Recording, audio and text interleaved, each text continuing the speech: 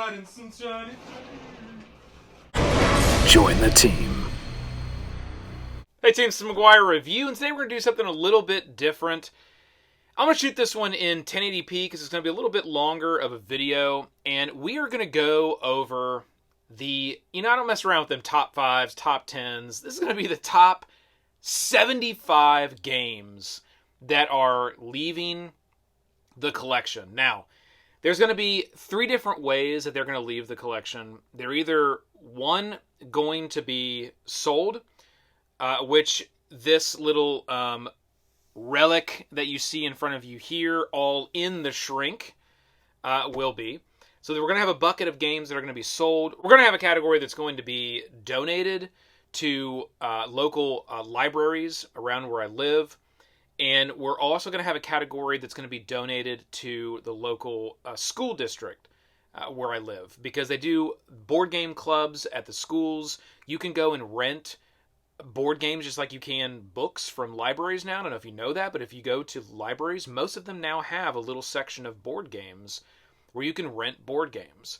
So I'm going to donate a nice stack of board games to the library so people can rent those and enjoy them and have fun with them. One of the things that I do want to say before we get started here is I don't want anyone to get the feeling that if you see a certain game on the table that's being donated or sold, that all of a sudden that game is not good anymore. Or maybe that's one that, I didn't like. That's not the case. The case is there's only so much room to store all this stuff. And I would say this to any collector out there or any person that plays tabletop games. You only have so much storage space. And frankly, if you just keep all these games, yeah, I guess if you've got like some temperature-controlled room somewhere to store like hundreds and hundreds and hundreds of games, and that's your thing, and you just want to keep them, there's nothing wrong with that. But if you're playing these things on a regular basis, you just don't have the time generally to have that many games and really get to play them all. And what happens is they just sit on shelves and collect dust. And when I see that, a lot of people call that the shelf of shame, but when I see that, I think, well, there's all these games that like other people could be playing and enjoying, and maybe I've played it and I'm just not going to play it again, so I might as well have someone else play it. Or if it's just been sitting for years and years and years, and I haven't played it for years and years, I'm probably not going to play it again because there's just so much more stuff that comes out every year that I want to enjoy and experience. So that's why these games are going to be leaving. Again, it's the top 75 from my collection that are moving out. And maybe we'll do one of these videos every year, every couple years. Probably not every year, because I do like to do like larger numbers like this. But, get yourself a drink, strap in. Like I said, it's going to be a little bit of a longer video, but we'll have fun kind of going through the titles. I'll move through the titles pretty quickly. I might say a little something about one or the other, but I'm mainly just going to be showing the games, and you can see kind of what's going out and what pile it's going out in. Now, the first thing we're going to start with are the games that we are donating to the local school. So we'll start with that list first. I'll get this out of the way. I'm going to be very careful with this, and we will get the pile of games that are going to the school donation. Okay, here are the games that we're going to donate to the local school, board game club. And again, these have to be kind of curated or picked. They got to work for, really well for younger kids. Now, my kids have always played games 13 plus, 14 plus, whatever, right? Since they've been probably 6, they've never really had an issue with the rules or understanding and being able to play and be, strategic. They kind of grew up on board games. I think to make sure that they fit really well for the board game clubs at the schools, especially for 7-year-olds, 8-year-olds, 9-year-olds, I've really kind of picked titles that fit really good with that. So we do have a Gremlins card game. We've got Quartermaster, Mesozoic. This one is a really cool one, really simple game where you build out little dinosaur zoos. Dragonwood, phenomenal game. And again, like I said, these aren't games that I'm getting rid of because I don't particularly want them anymore or they're not good. These are all good games. This one here, Dragonstone Mine. I always liked this one. Didn't get the best reviews, but I always thought this was a really fun, Really simple little game. Macroscope, really fun if you've ever played this one. This one kind of hit hot and then went sort of silent under the radar. But wow, was this a really cool game with some cool mechanics. Okay, got that. Mix and Mayhem Battling Card Game Series 1. This was a little fun one. We did a Kickstarter on the Super Mario Brothers card game. That's a great little party game. Really fast little game for kids as well. Imperial Settlers Roll and Write. I love this game. I love this game. That one hurts. I love this game.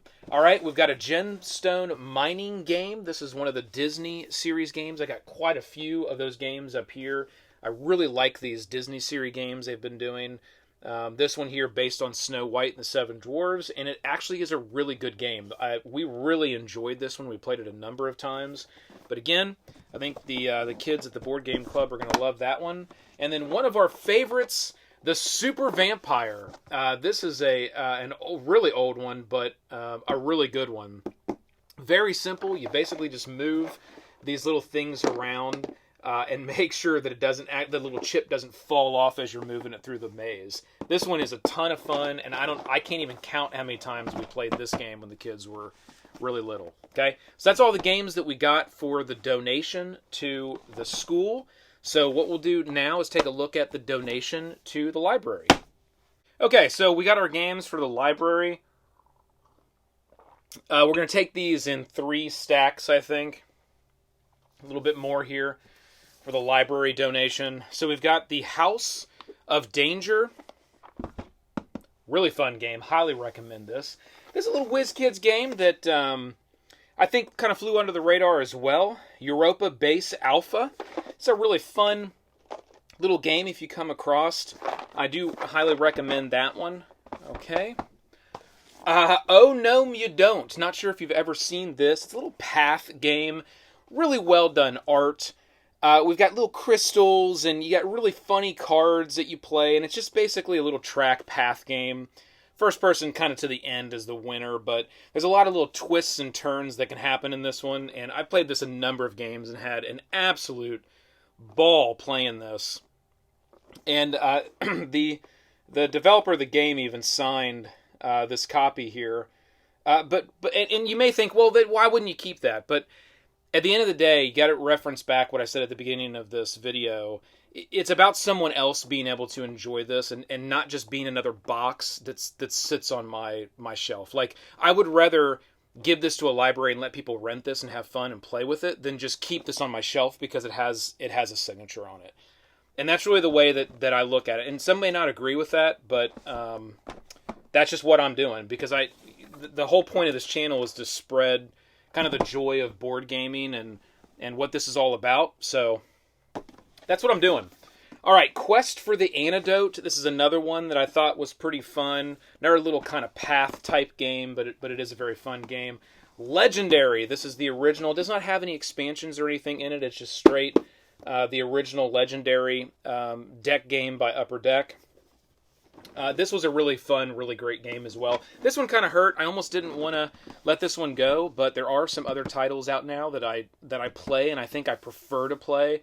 Marvel United I really like, so if I'm going to play a game like this, I'm probably going to play Marvel United versus playing this. And then we have our infamous Dead Throne that will go to the library as well. And again, this was kind of one that I think just sort of kind of flopped in production, to tell you the truth. I think it was mainly because the rule book seemed like it was just missing tons of stuff. And I really think that's what caused it, because I went back and looked. I did a video on this when it was a prototype before it came to Kickstarter. And my prototype rule book had a number of pages of rules and explanations that were missing from the production book. And I think that's the reason why the production version of this flopped so hard. It literally was just missing rules. There was nothing in there of how to use the, like... Well, I don't want to go into it, but it was... Think of this one almost like as a sandbox at this point. Take out the components, play the game for the best that you possibly can, create sort of your own adventure and your own way of playing if you want to, modify the rules to make them better if you want to. I really look at this as more of kind of a sandbox adventure game.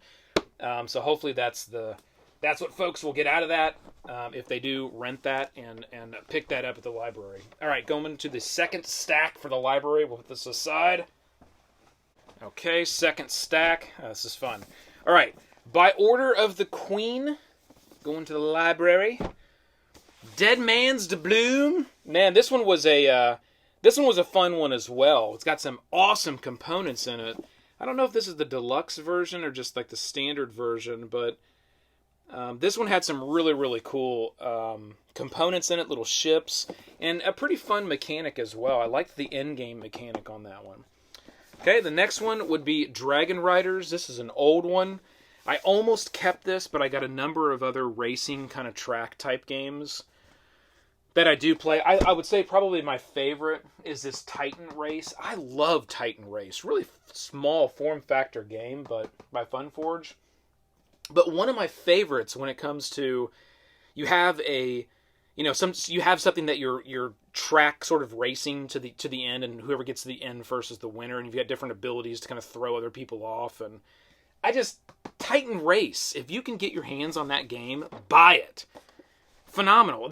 I would love to see like a new edition or a bigger version or expansions to this would be awesome. It's been a long time since it came out, or a while, not a real long time. Okay, Dragon Riders, Rio Grande Games. Again, this is an older one, but the same type of mechanic. You're these dragons, and you're basically racing around this track. So this was pretty cool. This one kind of hurt a little bit. Kind of wanted to keep that one. I got it at a really good price, to tell you the truth, which was surprising that I got it so low in cost. But fun game. Okay, stack number 3 for the library. Like I said, quite a few for the library. Maybe we'll get like a plaque in my name or something. Probably not. Okay, that's not why I'm doing it. All right, District Z, little zombie game. This is actually a really good game. If you can get your hands on District Z, definitely pick it up. I recommend that, and you can probably get it really cheap. This usually goes at really low cost because it's just made with lower cost components, but it's actually a really fun little zombie game. Okay, Hunt for the Ravenger. This one is actually a prototype game, but it is a fully scaled game. It was later sold and picked up, and they kind of changed the theme on it and everything. You know what? I'm probably going to reach out to Clinton Morris. I did a few things for him back in the day before I give this one to the library, just to make sure he's cool with that prototype going out there with his name on it. But again, this was all ready to go, even though this was a prototype, and it was a great game, very balanced. So it's probably fine. But I'm going to reach out and check on that one before it goes out. And then Heroes of Terenoth. I love this title. However, I do have the where is it? It's up here. Warhammer Quest, the adventure card game, which is basically this game. It was they took this title and they put kind of the rune-bound world, Terenoth. They put that theme over that game. This did come, I think, with more quests and possibly more characters and different things. It definitely was an updated version of that game, but frankly, I just prefer that game and the theme of that game, that Warhammer type theme and universe. So I'm going to let this one go, although big fan of that game. Okay, Say Anything, just a fun little party game, fun little family party game. This one hurt a little bit. Journey to the Center of the Earth. This is an older one from Cosmos, and just a really cool title where you've got some little miniatures of people, and you go through this whole kind of journey through the center of the Earth, and basically the person that ends it, you all kind of get through it. Isn't last person that there wins. Then you add up all your points, and then you get a winner. So it's just kind of a fun little adventure kind of style game. Zoocracy. This one is kind of it's like an auction bidding sort of worker placement style type game. It's a heavy one. This one's a really heavy one, but I think people that like those style of games will love Zoocracy. And then we do have the Orcs Must Die, the board game Order Edition. This has been out for a while. There was a couple different editions. I've had them both. This is the Order. It comes with a ton of miniatures and all kinds of cool stuff. Again, this one did so-so with the reviews, but I always had a good time with it. I always thought it was fun. You know, it mimics the video game. You may have played the video game Orcs Must Die. It mimics it pretty well. And I always had a lot of fun with it. It's got really great miniatures. So I almost kept it just for keeping the miniatures. But again, you know, it's a great game altogether. So that one's going to the library. All right, so let's get these off the table. That is the end of our donations to the local library. Oh, I know what you're thinking. You're thinking, no! And you're right. I'm not getting rid of this, okay? We're now getting into the bucket of things that are going to be sold. All of my Shadows of Brimstone stuff, and there's a lot here. You can see some of it's still in the shrink. I've played the City of the Ancients. I've played with the Caverns of Cinder, and then this is a giant box of tons of Kickstarter stuff. I mean, this is a ton of gameplay, and it is a great dungeon crawler, and that's why I've ultimately decided I'm going to keep it. I'm going to switch something else out for it, but it's back in a closet, and I don't want to get to it right now, and it's all of my City of Kings stuff. So all of the City of Kings stuff is going to be sold. I am keeping all of my Shadows of Brimstone, right? It's one or the other, because I got a ton of City of Kings stuff as well, about this much stuff as far as boxes are concerned. So it's one or the other. One of them's got to stay, one of them's got to go. I've decided to keep the Shadows of Brimstone. I think that's the way to go. It's just, I think I'm going to play that game more than I would play City of Kings. City of Kings is a fantastic title. Again, that's another one that was kind of mixed on reviews, but I like games that are very unique, and the City of Kings was a very unique game. In a lot of different ways, it was super unique. I just think it tried to kind of be everything at once, and I think that's why it kind of got mixed reviews. But City of Kings is going. Shadows of Brimstone, we're keeping. Just a little, just messing with you. You know, and I will tell you the reason why I ultimately made that decision, not just because this is a fantastic game. I saw another channel I watched, Rob Oren, Rob's Tabletop World. If you haven't seen that, go check it out.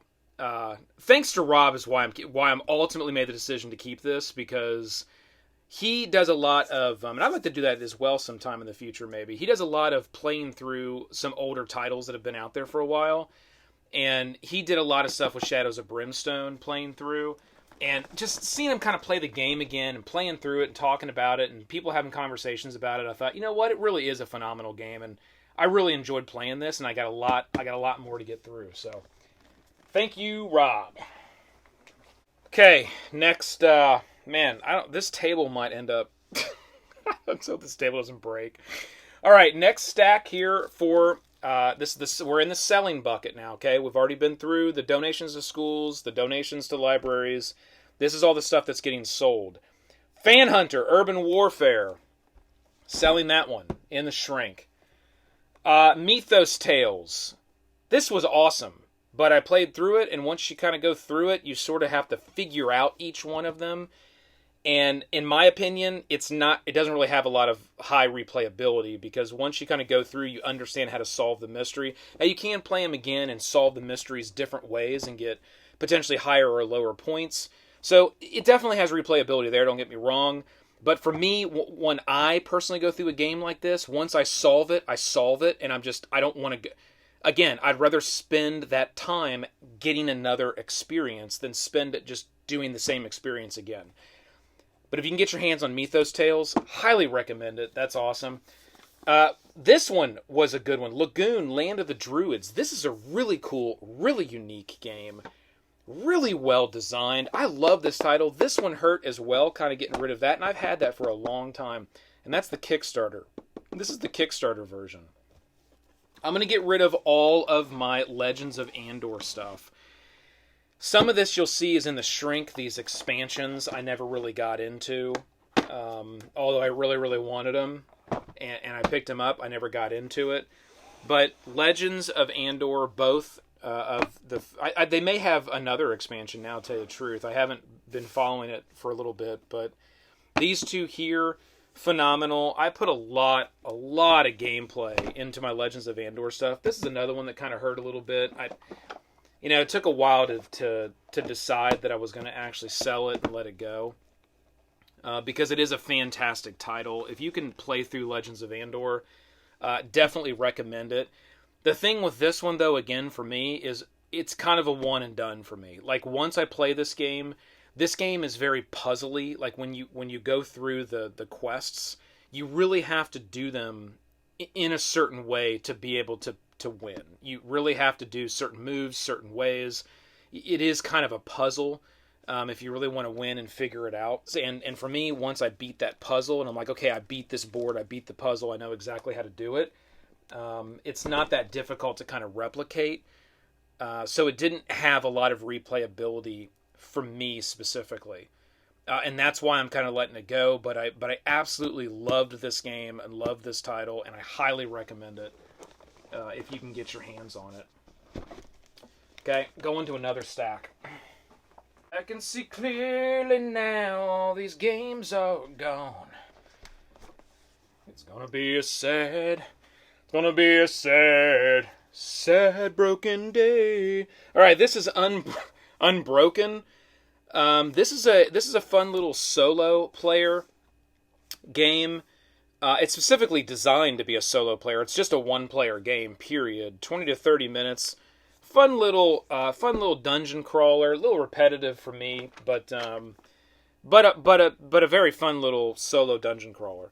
Star Cartel, awesome. Osprey Games, pretty much everything they put out is amazing.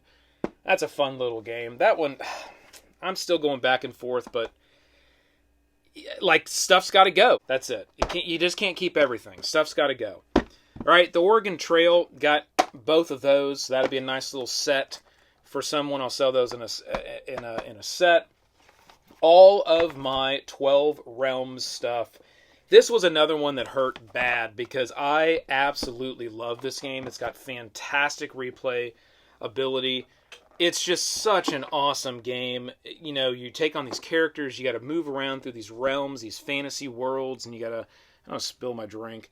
You got to, take out sort of the evil, and you got to do it within so many, like, turns of the game.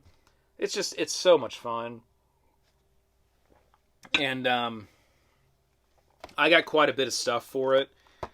This is the base game. I think there's some expansion stuff that's in there as well. And then I do have the Ghost Town, which I think this is kind of rare, to tell you the truth. This Ghost Town one. It came in like a little cardboard. It was an add-on, I think, for one of their Kickstarters.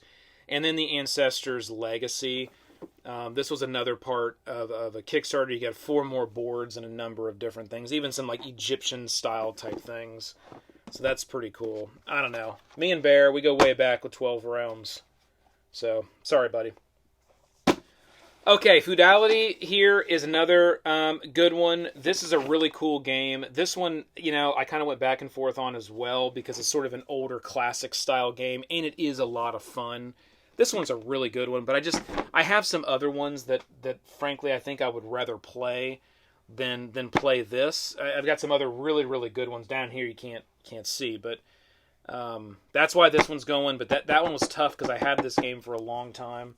Here's another one that you may have never seen before because I don't know if it actually ever got delivered through Kickstarter or got delivered in full through Kickstarter. I know they had a bunch of problems, and that's Torn Armor. The Torn Worlds. This was a all-in, like, lore, world, characters. I mean, it was like a miniatures on a map, combat. It was kind of like, if you can think of almost playing like D&D and playing out like a giant like scenario where you're going in and you're having like a combat scenario, but just sort of that part of the game. And you would go through a story, though, as you were doing it. So it was like battle to battle to battle. Like, move along the river, and then you have a battle. And then cross this bridge, then you have a battle. And then get over to this camp, and then you have a battle, and then you win, right? That scenario. It was actually a really, really good idea. And I really liked this one when I saw it at Gen Con years and years and years ago. So I got it. I bought a copy of it, and I actually all of the designers of the game actually signed the box. So this one I'm going to sell as well. That's kind of we're in the selling pile. And when I say selling, Some of these things will go, like at the very beginning of the video, we looked at the big StarCraft in the shrink set.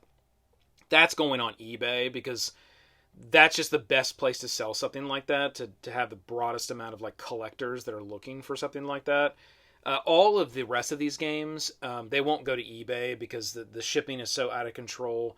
It just really wouldn't work it for probably for the buyer. So all the rest of stuff you're seeing that's going to be in the sold pile, it's going to the Gen Con auction. Every year, I always take a box or two of games to the Gen Con auction. Again, that's why I think I should do these videos every year to kind of show what I'm moving out of the collection. But yeah, these will all be in the Gen Con 2022 auction because be back in full scale. I think back in person by that point, and I'll be back. It'll be year 15 for me. So looking forward to Gen Con 2022, and I'm going to load up the auction and the store. Okay, let the stacks continue. We're doing a little bit low, a little bit smaller. I'm literally about ready to break this table. Okay.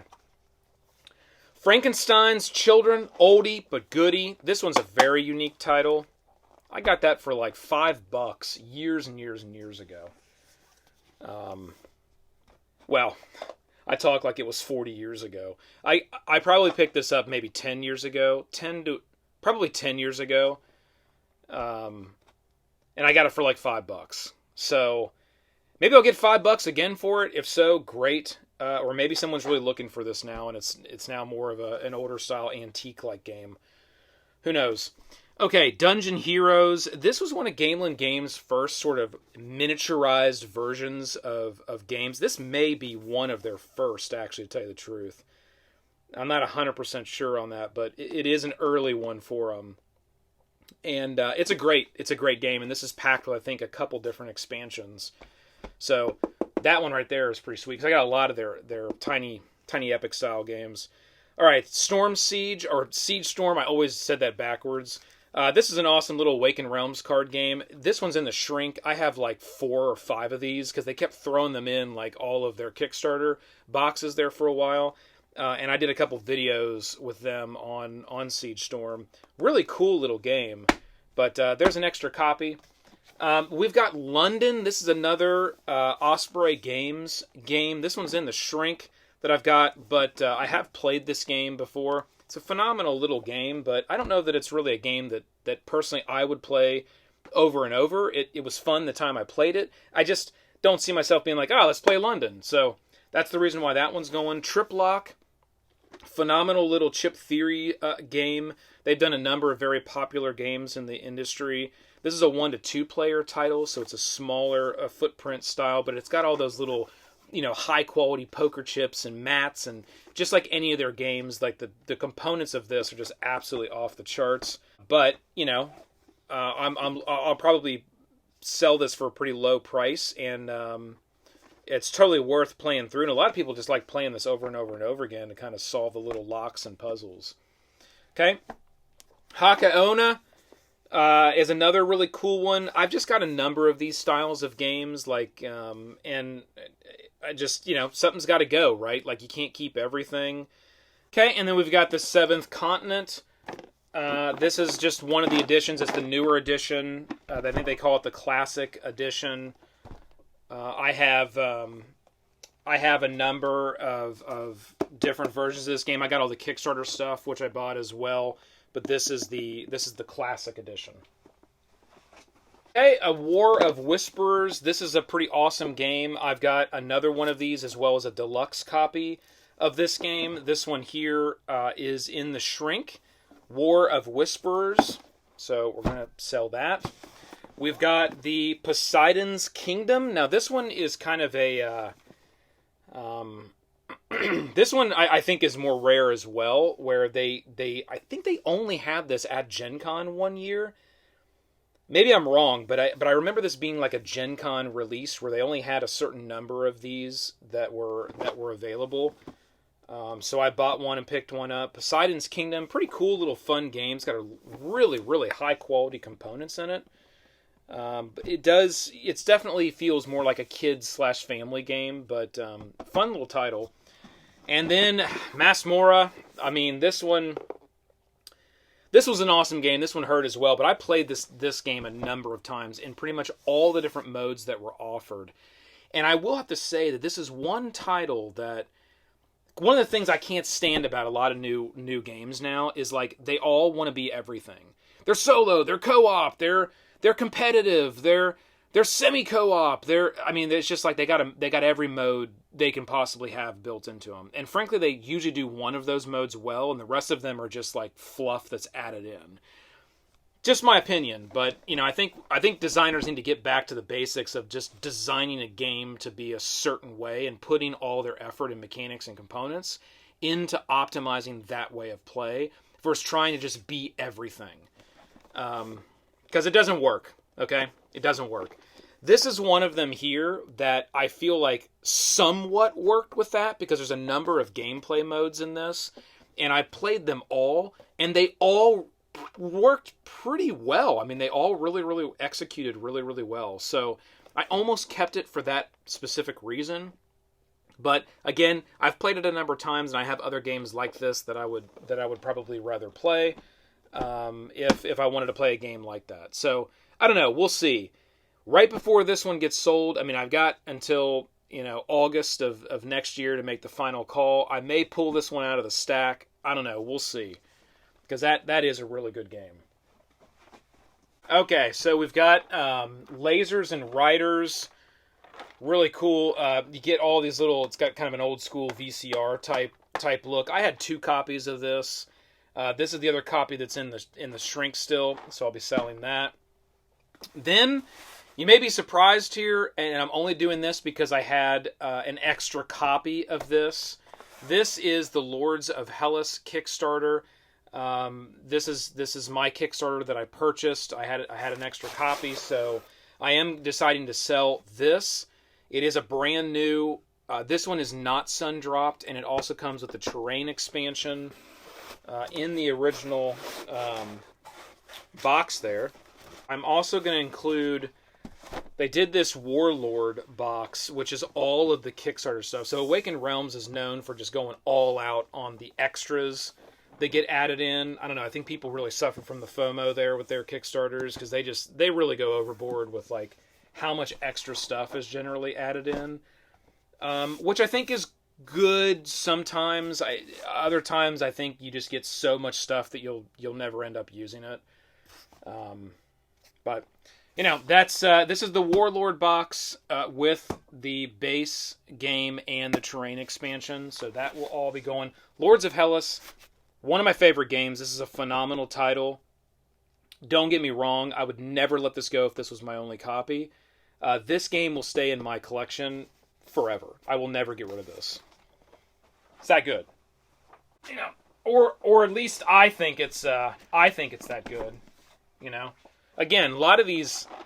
It's another thing. A lot of these. Here, Bear, hold this. A lot of these.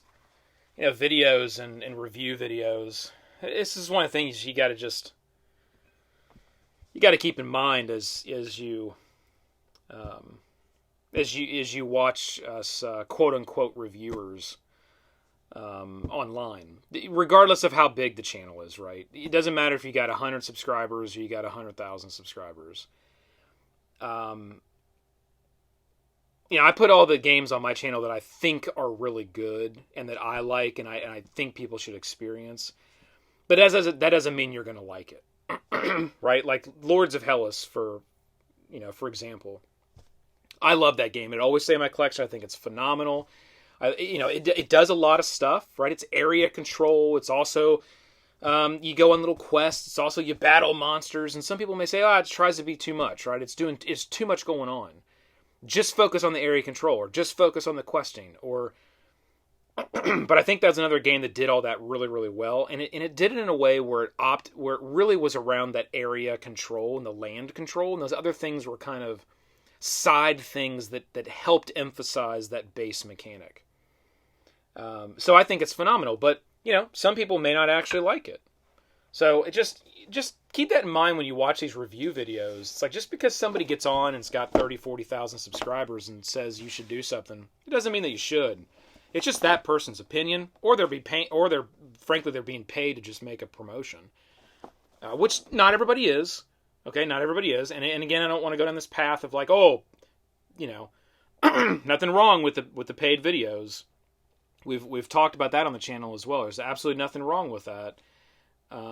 If you're telling people it's paid for, and that's what it is, like someone is paying you for a commercial. That's what they're doing. They're paying you for an ad to promote their stuff. They're not paying you to say, yeah, I'm not sure if you should buy this game or not. They're not paying you to do that. They're paying you to sell their product. So just something to keep in mind, right? Just because a reviewer says something is amazing or it's not amazing, don't make your decision on that. Buy what makes you happy. Buy what makes what you enjoy. Because you may miss out on something when some bigger reviewer says, "I don't buy this. It's not great. It wasn't for me." Oh, okay, well, if they don't want it, I'll never play it.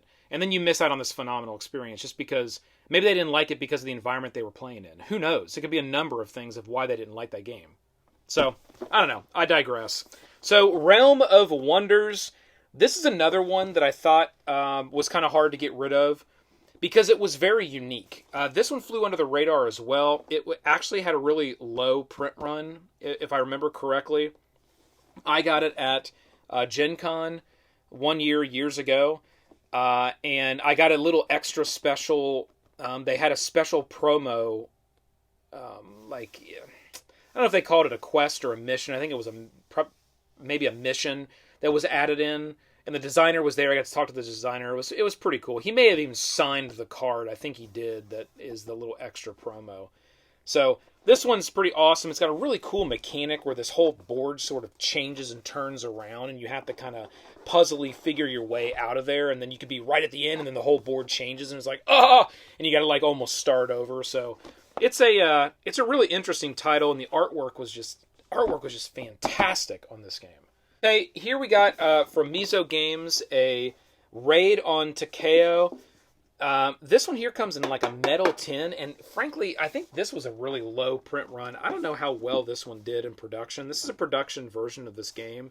Amazing like artwork, and the whole package is like really, really high quality.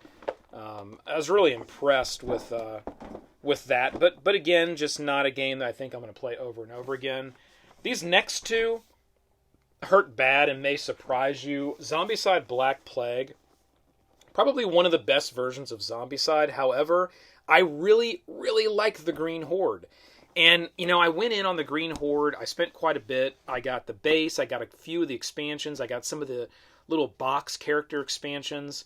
And after playing the Green Horde, it does add some new mechanics with movement as well as the barriers that every time I play Zombicide, I'd rather just play the Green Horde versus playing Black Plague. So whenever I kind of hit a point like that, it's like, okay, if I'm going to play Zombicide, I want to play Green Horde, then I'm not going to keep Black Plague because I'm not just going to keep it to keep it, right? Because I'd rather play Green Horde. So, and it hurts because I don't know how many times I played this game. I played this game a ton of times. I love the characters in this version of the game. I love the quests in this version of the game. It's a really, really good title.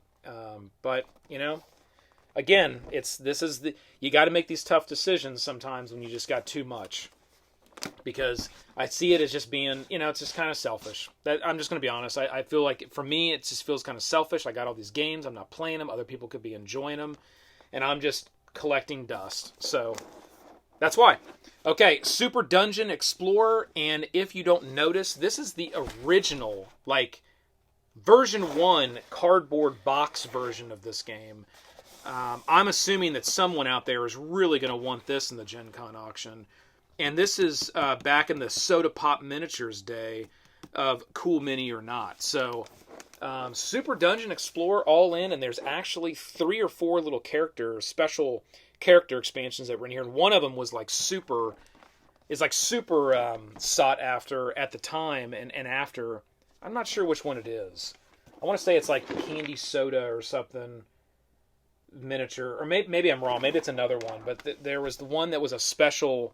limited run for a Gen Con, and that's when I got this. You actually pre-ordered it and bought it at Gen Con, and then if you did, you got this special little miniature. So that's the one that's in here. Okay, short stack. We got more. Don't worry. Okay. Spectre Ops. This is a phenomenal title, and you know what? This one might get pulled and kept right before. I haven't decided yet. All these plaid hat games have been phenomenal over the years. They've just nailed it. I mean, they execute on their games really, really well. And Spectre Ops is a great hidden movement game. One of the best out there on the market, I think. Still to this day. And just a ton of fun. But I don't know. We'll see. I've played it a few times. I've loved it every single time. But it hasn't been a style of game that I'm like, oh, let's play Spectre Ops. Let's play Spectre Ops. And that's the reason why I'm thinking it needs to go for me, because it's not like a go-to. It feels more like I don't want to get rid of it because it's an awesome Plaid Hat Games game. But there are other people that absolutely love this style of gameplay and will play this and be able to enjoy it. Okay? Here is another WizKids. This is more of a heavy WizKids title. This Flotilla. And it kind of reminds me almost of like Waterworld. So if you really like the Waterworld concept, you'll probably thematically really like this game. I love Waterworld. Like, I love that movie. I think that movie is cool. A lot of people think that movie is, it's horrible. No, Waterworld is awesome. Kevin Costner was awesome in Waterworld. That is such a fun video. Such a fun movie. But Flotilla has thematically, it's somewhat similar, but not as like a dystopia kind of vibe. Okay, so there we go. A short stack. Let me get some more. All right, Crisis. This is another one that was hard to let go, but I've already played it. I've played it all. I'm going to play it. Okay, this is another original Rio Grande Games. Really, really fun little game. Simple mechanics. Fun. Crisis. I picked that up used, I believe, years ago at Gen Con. And I've loved it. I've loved this game.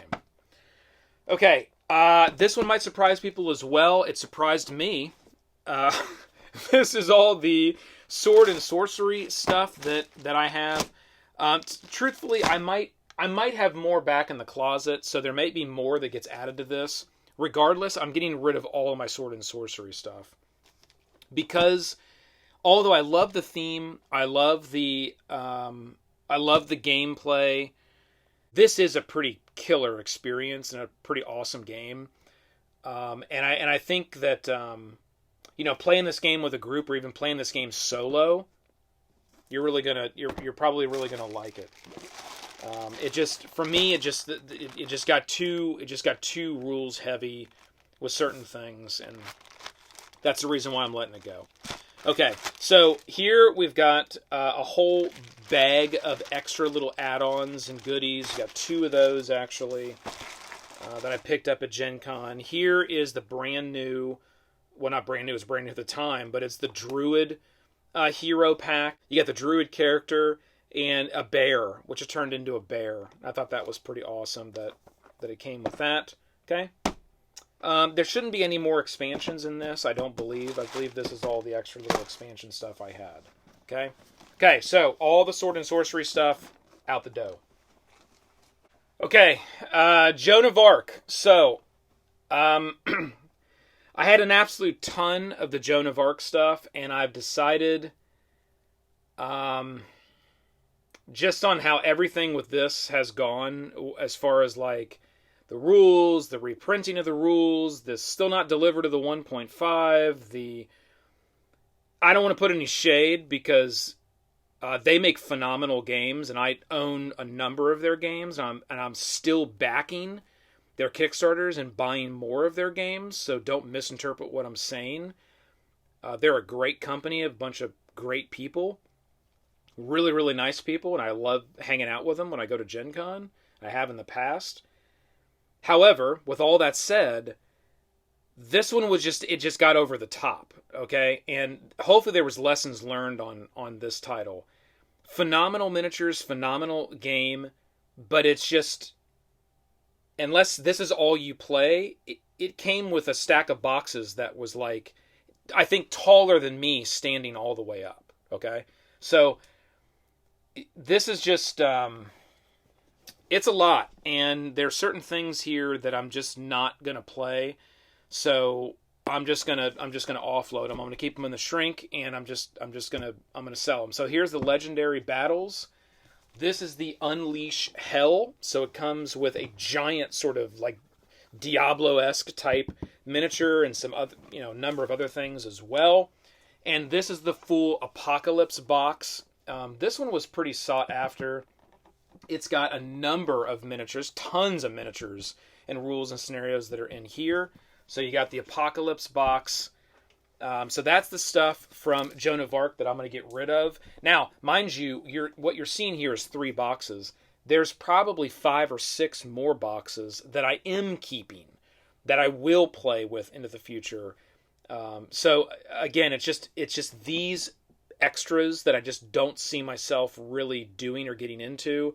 They kind of were all over the board with this game. It was like you got the traditional country versus country, and the military is associated and the stories with that. Then they kind of went into this whole like heaven and versus hell, and then they got super fantasy, and it was kind of all over the board thematically. And for this style of game, I don't think I would do the really fantasy stuff. So that's why I'm getting rid of that. If I wanted to go all in fantasy, I've got other games I'd prefer to play. And I'm never going to do these larger legendary battles. I'm just not looking for that. So that's why I'm going to be selling these. Okay, all right. So this is a book. However, it's a game. It's an RPG, and it's made for kids. And it's called Little Wizards. And it's basically just a RPG for kids. It's done pretty well. We've played this once when the kids were little, and they enjoyed it. It was fun, but we just never kind of got it out past that point, and I just started to try to say, all right, let's just get into the D&D, or let's do the deeper stuff. But, it's a fun little RPG, and I'm glad that I bought it when I did, and we've enjoyed it. All right, Darwin's Choice. This is another one. This one is fun. This one is definitely fun. I have another version of this that's outside of the shrink, obviously. I backed it, and I got a Kickstarter version as well. But I just don't see myself playing this over and over and over again. We did a video on it. It's a fun game. I do recommend it. But I have other games I have some other games that are like it that I would rather play. Or if it got to a game like this, I think I would rather play Evolution. Evolution's not like that, but you're taking stuff and you're kind of adding on capabilities. I really like the game Evolution, so I think if I had to choose between playing Darwin's Choice or Evolution, I'm going to play Evolution. So that's why I'm getting rid of Darwin's Choice. All right, Arkham Horror. This one hurt because I'm selling this because I've got where is it? It's right here. I'm selling it because I have the newest version right here. Here's the base. I think there's an expansion or 2 in there, and then the Curse of the Dark Pharaoh expansion here I still have the box for. I have had this for a long time, this version, and this is some epic games. I mean, I'm talking like 6 to 8 hour long epic runs on this one, and I've played 8, well, maybe not 8, probably 5.5 or 6 hour games of this at Gen Con with like 8 players. Phenomenal. Like, I love this game, but I don't have 6 hours to sit down and play board games. Okay. And I regardless of the time that's on this box, it has always taken significantly longer to play this game, regardless of how many people I've played it with. I played an 8-hour game of this with just another person played this game for 8 hours. We won. That would have sucked of losing after 8 hours, but there was some rule checking and some setup in there as well. So maybe it was only 6.5 hours of actual gameplay, but I've had some epic runs on this one, and I didn't want to get rid of it, but if I'm going to play Arkham Horror, I'm going to play the newer version because they did optimize some things here in the newer version. and they got rid of some things I just felt were unnecessary in this title. Some of the like monster in the street type stuff that was just adding extra time. So that's why I'm going to get rid of Arkham Horror, my Arkham Horror stuff, and I don't know. I'm going to go cry. Okay. This has been a journey. All right. Guardians of Graxia. I don't know if anybody remembers this one. I hope everybody's enjoyed this. I know it's been a long video. We've just kind of been casually taking our time here. But having some conversation, looking at some old games. I hope this has been fun for folks. It hasn't been a drain. It's definitely been a journey for me, and I think it's it needs to happen, right? Stuff's got to go out with the old, in with the new, and frankly, I'm really trying to not buy as much new stuff. To tell you the truth, I just, even with all of these games going, I still have so much. Like there's still a lot that I have. A lot more needs to be trimmed out. A lot more tough decisions need to be made. But, you know, that's what it is. So, Guardians of Graxia, this was an old one as well. I've got kind of a little bit of a connection with this one. This is one of the first. This came out. This is marked 2010. I don't know if I bought this in 2009 or if it was in 2010. They just had already prepared the. I can't remember. I started going to Gen Con in 2009. So that was my first year. My first year of Gen Con was 2009. The year that my daughter was born was the first year that we started to go to Gen Con. And this was one of the games that I bought either in 2009 Gen Con or it was the next year. I can't remember. And I started playing it, and it was the first sort of like, quote unquote, one of the first like heavier kind of style games that had like a decent amount of rules and had different gameplay modes, and it truly was designed to be played solo. It was kind of one of those first kind of experiences, and it's another one of these games that people would say probably has quite a bit of finicky rules. But it was fun, and I do have a good connection to it, so that one's a little tough to get rid of. And I've actually, for the last 5 or 6 years, looked at getting rid of this, and every year I pull it from the stack before it goes to the Gen Con auction. But this time I'm going to have the willpower to not do that. It's gone. So, Council of Four. This is a CMON game here that I picked up. So I never played it, to tell you the truth. And I've had it for years and years. And if I have a game for years and years that is in the shrink that I've never played, that's why I'm selling it. But it is a really good game. It's got really good reviews, and I have played the game. I played it at Gen Con. I just never played my version of it. Never went back and played my version of it. So that's that. And then Folklore the Affliction. This one might surprise people because I did a video on this and gave it the best RPG board game of all time title, whatever that means. So I made it up. However, I have other, adventuring RPG style games that I would probably rather play. This one is phenomenal. It does a really, really good job with giving you that feel of playing like an RPG and leveling up your character. This was a really cool experience. And I do stand by the fact that I do think it is probably still the best board game that tries to link this connection between true RPG character development play and a board game. I just think they should have made the actual combat rules a little bit more streamlined and a little bit more simplistic, and this game would have probably been a game I would have never gotten rid of. So, Folklore the Affliction, if they want to do like some revised versions or come out with some newer stuff, I think they got a magic mix here. There's just some things that need to be tweaked, in my opinion, to make it something that you just want to play over and over and over and over again, and you're not going back to that rule book to try to figure out what's that next step depending on where you're at in this gameplay. Again, someone may agree, you may disagree. Okay. All right. I think that's it. Yes. That's it. We have come to the end, folks. Team. We have come to the end of a long journey.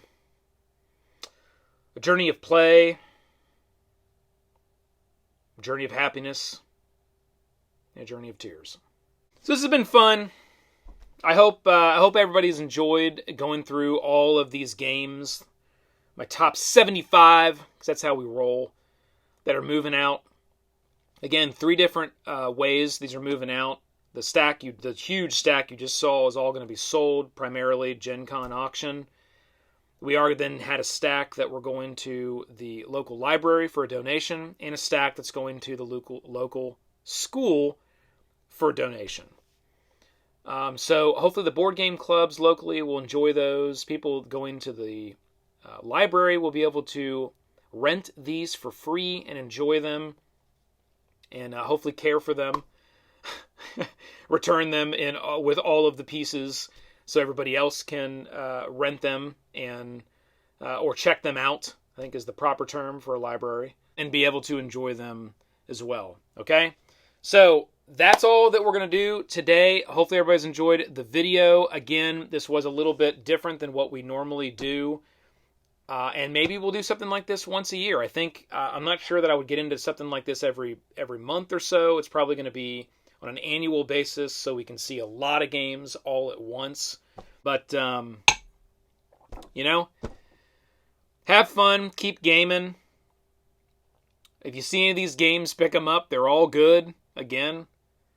And have a good day. So hit that like, click the subscribe below to join the team. Keep rolling them crits. This has been the McGuire Review, and we'll see you next time.